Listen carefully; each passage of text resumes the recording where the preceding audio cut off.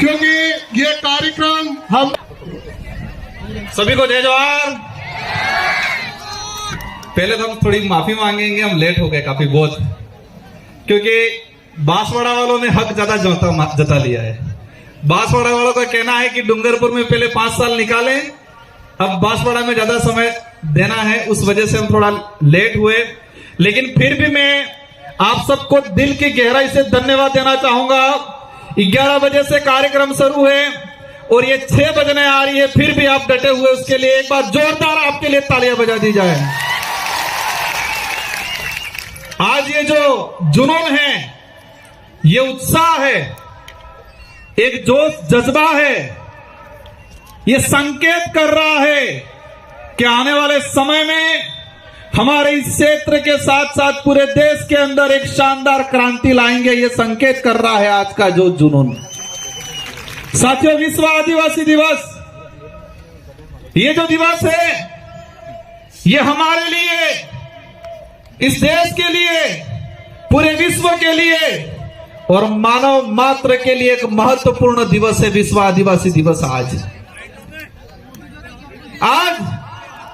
ये विश्व आदिवासी दिवस हमारे पूर्व वक्ताओं ने बता दिया होगा उसका कब घोषणा हुई, कब से मनाया जा रहा है, इसका उद्देश्य क्या है, और इतने समय में 1994 से लगा के आज तक कहां कहां मनाया गया, किसने मनाया गया, कौन रुचि ले रहा है, किस सरकार ने रुचि ली, इस दिवस का उद्देश्य किसने बताया, आप सब भली भांति जानते हो और पूर्व वक्ताओं ने बता दिया होगा। विश्व आदिवासी दिवस हमारी होली है, मान लो दिवाली है, आपका दूसरा कोई त्योहार है, सबसे बड़ा त्योहार विश्व आदिवासी दिवस का दिन है और सबसे बड़ा त्योहार है ये हमारे लिए आज। साथियों, वो दिन याद आ रहा है मुझे जब 2015 के अंदर 2016 में हम कलेक्ट्री गए थे, विश्व आदिवासी दिवस मनाना है, हमें कई जगह दिया जाए। तात्कालीन प्रशासन, तात्कालीन सरकार ने कहा नहीं मना सकते हो आप। हम लोगों ने इधर इधर हाथ पैर मारे, जगह नहीं दी, सरकारी कहीं परमिशन नहीं दिया, और हमने गोकलपुरा में जाके सोमालाल जी के घर पे, उनकी निजी जमीन पे विश्व आदिवासी दिवस मनाया था। शुरुआत में बड़े पैमाने, शुरुआती एंडिंग की अगर बात करें, थोड़े संख्या हुई थी और उस समय कई लोग हंसते थे, कई लोग ताने मारते थे, लेकिन मुझे इस विचारधारा पे गर्व है कि इस विचारधारा ने आज ऐसी क्रांति ला दी है कि हर घर के अंदर, छोटा बच्चा से लगा के बड़े बुजुर्ग के अंदर आज जोश जुनून है, एक उत्साह जगा हुआ इस दिवस को लेके। यह दिवस इसलिए मनाया जा रहा है, यूएनओ ने, विश्व ने मिलकर इसलिए इसको घोषित किया गया है क्योंकि इस धरती को बचाना है, मानव जीवन को बचाना है, और मानव जीवन को बचाना है तो प्रकृति को बचाना पड़ेगा। और प्रकृति, कुदरत तभी बच सकती है कि आदिवासी समाज बचेगा तो ये कुदरत, प्रकृति बचेगी, जल जंगल जमीन बचेगा। ये विश्व के कई बुद्धिजीवियों को समझ में आया कि पूरे विश्व के अंदर जो ग्लोबल वार्मिंग हो रही है, पेड़ कटाई हो रही है, इधर इधर पहाड़ों को प्रकृति के साथ जो अन्याय हो रहा है, उसका एक ही उपाय है, क्योंकि उनकी रक्षा आज से हजारों सालों से आदिवासी समाज करता आया है। आदिवासी समाज का संरक्षण करेंगे तो प्रकृति का शरण होगा। ये विश्व के बुद्धिजीवी लोगों ने, यूएनओ में बैठने वाले लोगों ने समझा और इसलिए विश्व आदिवासी दिवस की घोषणा की। लेकिन बड़े दुख की बात है, उस समय लगाकर आज तक किसी भी सरकार ने विश्व आदिवासी दिवस को अपने विवेक से, उत्साह से नहीं मनाया, किसी भी सरकार ने। लेकिन हमें गर्व है कि हमने यहाँ पर आदिवासी छात्रावास के अंदर आप सभी ने मिलकर एक कारवा खड़ा किया। उस समय तत्कालीन सरकार थी वसुंधरा गवर्नमेंट की, और उन्होंने मजबूर ने ऐच्छिक अवकाश घोषित किया। और 2018 में 84 और सागवाड़ा की जनता आप सबकी मेहरबानी से 2 विधायक जीत के गए, और 2 विधायकों की जीतने की वजह से हमने दमखम से अशोक जी गहलोत से कहा, अगर आदिवासी हितैषी हो, उसके लिए कुछ कर सकते हो तो आदिवासी दिवस का राजकीय अवकाश घोषित किया जाए, मांग रखी और उन्होंने मानना पड़ा। और 2018 में विश्व आदिवासी दिवस की सरकारी अवकाश किया गया 2019 के अंदर। कुछ लोग कहते हैं क्या किया, क्या उपलब्धि, ये बहुत बड़ी उपलब्धि है हमारे लिए, हमारी आइडेंटिटी हमारे अधिकारों की रक्षा, यूएनओ ने जो विश्व आदिवासी दिवस घोषित किया गया था उसको राजकीय अवकाश घोषित कराया। पूरे राजस्थान के अंदर कर्मचारियों के माता पिता आज पूछ रहे हैं, आज स्कूल क्यों नहीं गया, आज हॉस्पिटल में क्यों नहीं गया, किसकी छुट्टी है। हर कर्मचारी अपने माँ बाप को जवाब दे रहा है, वो किसी भी समाज का हो, कह रहा है कि आदिवासी दिवस है आज। पूरे राजस्थान के अंदर हर माँ बाप पूछ रहा होगा, बच्चे पूछ रहे होंगे उनके पिताओं से कि आज किसकी छुट्टी है, तो आज विश्व आदिवासियों का दिवस है इसलिए छुट्टी है। ये हमारी बहुत बड़ी उपलब्धि हुई है और इसकी वजह से आसपास के जितने जो राज्य है, मध्य प्रदेश, महाराष्ट्र, छत्तीसगढ़, झारखंड, सभी राज्यों के अंदर राजकीय अवकाश घोषित किया। वो आप लोगों की बदौलत, आप लोगों ने संघर्ष किया, इसलिए आज देश के अंदर जो हालात बने हुए हैं। अभी मैं आ रहा था गाड़ी के अंदर, एक चीज मैंने देखा, राजस्थान में भाजपा की सरकार है। मैं इस मंच से पॉलिटिकली भाषण नहीं देना चाह रहा, लेकिन जो आज के दिन में आदिवासी समुदाय के साथ जो धोखा हुआ है, राजस्थान के मुख्यमंत्री जी ने अपने ट्विटर हैंडल से विश्व आदिवासी दिवस की शुभकामना पोस्ट की। अच्छा लगा हमें भी कि राजस्थान का मुख्यमंत्री आदिवासी दिवस की शुभकामना दे रहा है। ये कोई मामूली दिवस नहीं है, ये उन्होंने घोषित किया है। लेकिन तकलीफ क्या हुई, किसी के पेट में मरोड़े पड़ने लग गए और आधे घंटे बाद ही राजस्थान के मुख्यमंत्री की पोस्ट डिलीट कर दी। हम जानना चाहते हैं मुख्यमंत्री जी से कि आदिवासी दिवस का आप शुभकामना दे रहे हो, आधे घंटे बाद आपके ट्विटर हैंडल से आपने डिलीट कर दिया, क्या दिक्कत हो गई आपको। यह साबित होता है वर्तमान सरकार का आदिवासी समुदाय को लेकर क्या दूरदृष्टि है, क्या सोच है उन लोगों की। पोस्ट किया, आधे घंटे में डिलीट कर दी मुख्यमंत्री के पोस्ट से। किसका दबाव आया आप पे, आप नहीं चाहते हो आदिवासियों का भला। आज हम आपसे उम्मीद थी कि आज आदिवासियों के लिए कई बड़ी घोषणा करते, इस इलाके में आके दिवस मनाते, आदिवासियों के अधिकार को लेके, शेड्यूल 5 के जो प्रावधान को लेके बात करते। लेकिन उनको लगता है कि ये समाज ऐसे ही वापस कब्जे में आ जाएगा, जुमला फेंक देंगे, झूठ बोल देंगे, छोटी मोटी योजना दे देंगे। लेकिन ये समाज, इस क्षेत्र की जनता अस्तित्व के लिए, स्वाभिमान के लिए लड़ना सीख गई है और वो लड़ेगी। हमें साबित करना है ये बिरसा मुंडा, टाट्या मामा, राणा पूजा भील, राजा डूंगर बरंडा की धरती है और उनके वंशज है। ये हमें साबित करना है आने वाले समय में हम सबको मिलकर। आज देश के जो हालात बने हुए हैं, देश में विस्थापन हो रहा है, आप सबकी बदौलत मुझे दिल्ली की, देश की सबसे बड़ी सदन में जाने का अवसर मिला। मैंने एक डाटा निकाला, पिछले 5 साल के अंदर कितने आदिवासी विस्थापित हुए अलग अलग प्रोजेक्टों के नाम से। टाइगर प्रोजेक्ट के नाम से पिछले 5 साल में 2.5 लाख आदिवासियों को विस्थापित किया इन सरकारों ने। अन्य सभी परियोजना मिला के पिछले 5 साल के अंदर 4 से 4.5 लाख आदिवासियों को विस्थापित किया गया है इस देश के अंदर। आज तक का, आजादी के बाद तक का, आज तक का इतिहास उठा के अगर देखते हैं, इस धरती पे अगर सबसे ज्यादा कोई विस्थापित हुआ है परियोजना के नाम से, तो आदिवासी समुदाय विस्थापित हुआ है। लेकिन इन सरकारों को अब समझाना है कि आदिवासी समुदाय जग चुका है, समझदार हो चुका है, अब आपको मुंह तोड़ जवाब देने वाला है आने वाले समय के अंदर। यह कार्रवाई यही नहीं पूरे देश में चलने वाला है।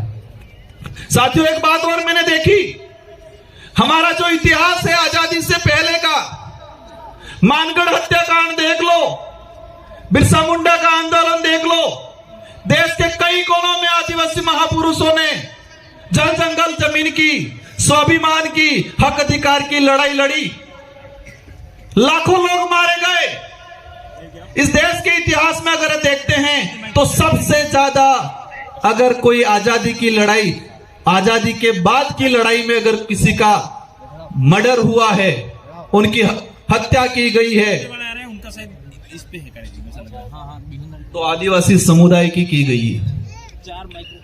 आजादी की लड़ाई में सबसे ज्यादा अगर किसी शहीद हुआ है तो आदिवासी समुदाय हुआ है।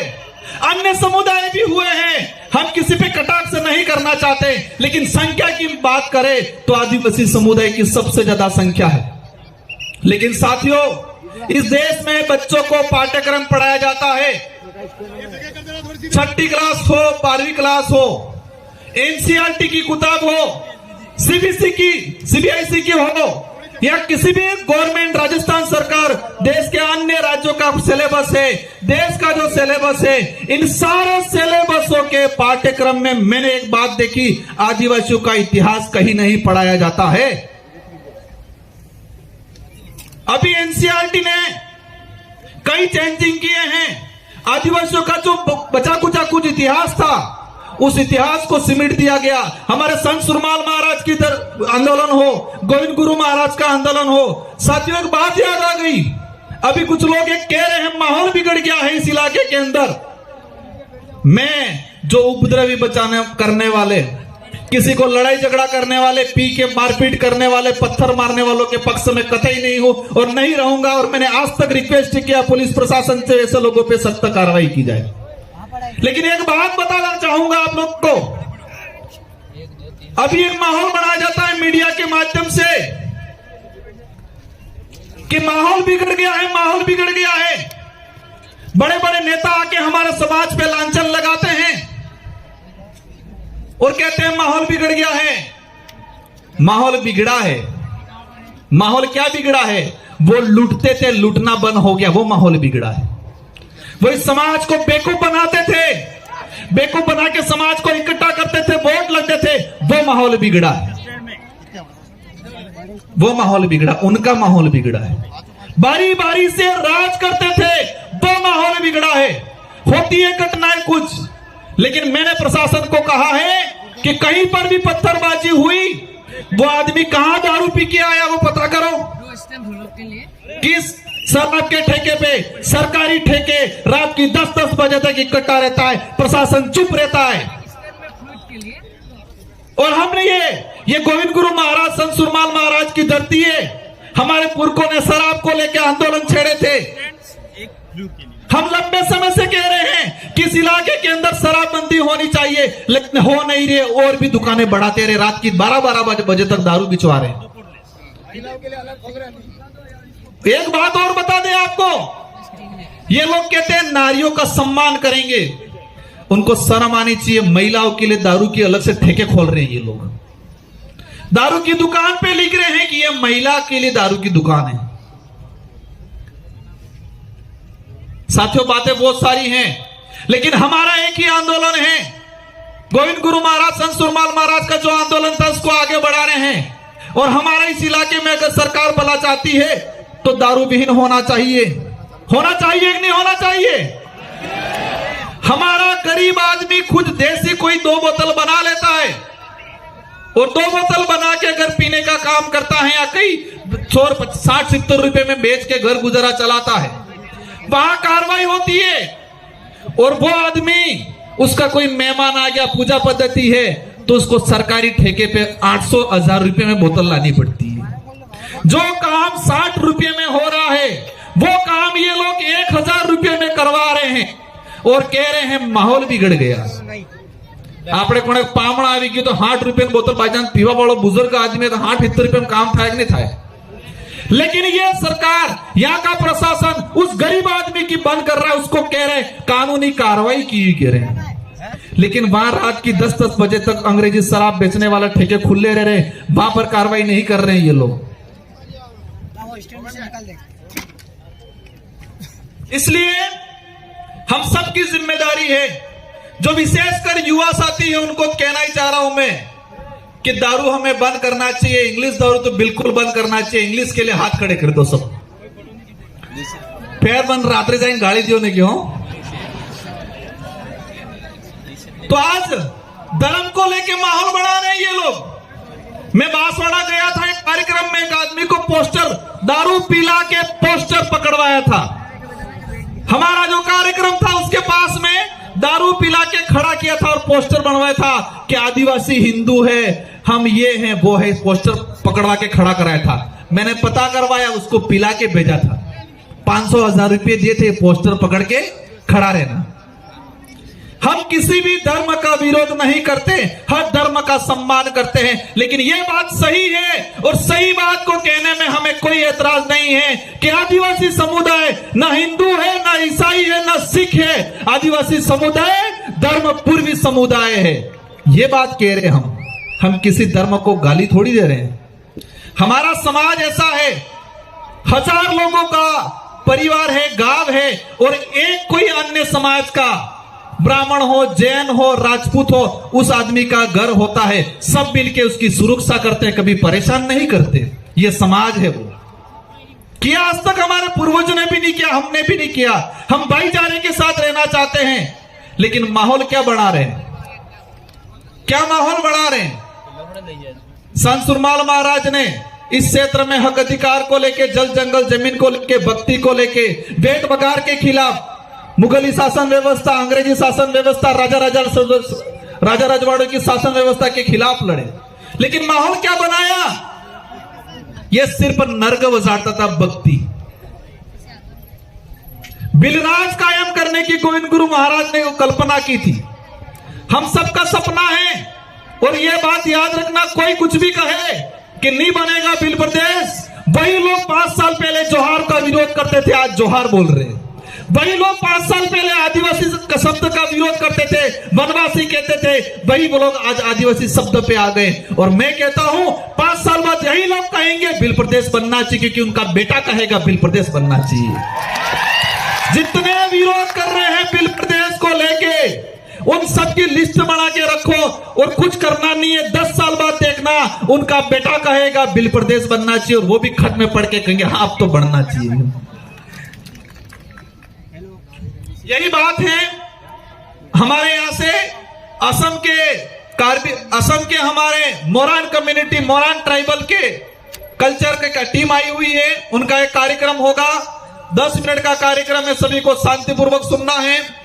हमारा सबका एक ही लक्ष्य है, जो लास्ट पंक्ति में खड़ा हुआ साथी, उन सभी से मेरा एक ही अनुरोध है कि बच्चों को अधिक से अधिक पढ़ाओ, नशे पत्ते से दूर रखो, अपने अधिकारों को समझो, और तर्कहीन बनना, तर्कशील बनना है, तर्क विहीन नहीं बनना है। हमको समझना है कौन सल गलत है, कौन सही है। कुछ लोग कहते हैं काकरी डूंगरी प्रकरण खुलवाएंगे। अगर तुम्हारा उद्देश्य यही है आदिवासी समुदाय को जेल में डालना है, तो कोई दिक्कत नहीं, हम जाने के लिए तैयार हैं, लेकिन घुटने नहीं टेकेंगे तुम्हारे। हम लोग ये बदला ले लेगा, और एक वक्त आएगा तुम्हारा रगड़ा निकल जाएगा इस इलाके से, सब कुछ खत्म हो जाएगा। आप सभी को खूब खूब धन्यवाद, मेरी बात को सुना। मुझे उम्मीद है कि आप इस बात को समझोगे, अपने घर तक ले जाओगे, अपने जीवन में, अपने परिवार में इसका अमल करोगे। और एक ही बात ठान के जाना है, एक क्रांति लानी है शिक्षा के क्षेत्र में। हमको बच्चों को पढ़ाना है, हमको बच्चों को नशे से दूर रखना है, हमको बच्चों को खेल के क्षेत्र में आगे बढ़ाना है। और हम लोग 5 साल का मुझे अवसर मिला है, मैं कोशिश करूंगा इस क्षेत्र के अंदर आप सबके साथ सहयोग से कि शिक्षा के क्षेत्र के अंदर, खेल के क्षेत्र के अंदर एक हम क्रांति लाए, और इसमें आप सबका साथ सहयोग चाहिए। इन्हीं शब्दों के साथ आप सबको धन्यवाद, आभार। जय जोहार, जय बिल प्रदेश। एक तीर एक कमान, एक तीर एक कमान। धन्यवाद, जय जोहार। बहुत बहुत धन्यवाद राजकुमार जी रॉस साहब। अब एक भाषण हो जाए या फिर तुम्हारा वो डांस दिखाएं। भाषण हो जाए या डांस, बोलो जोर से। चाबी मेरे हाथ में है।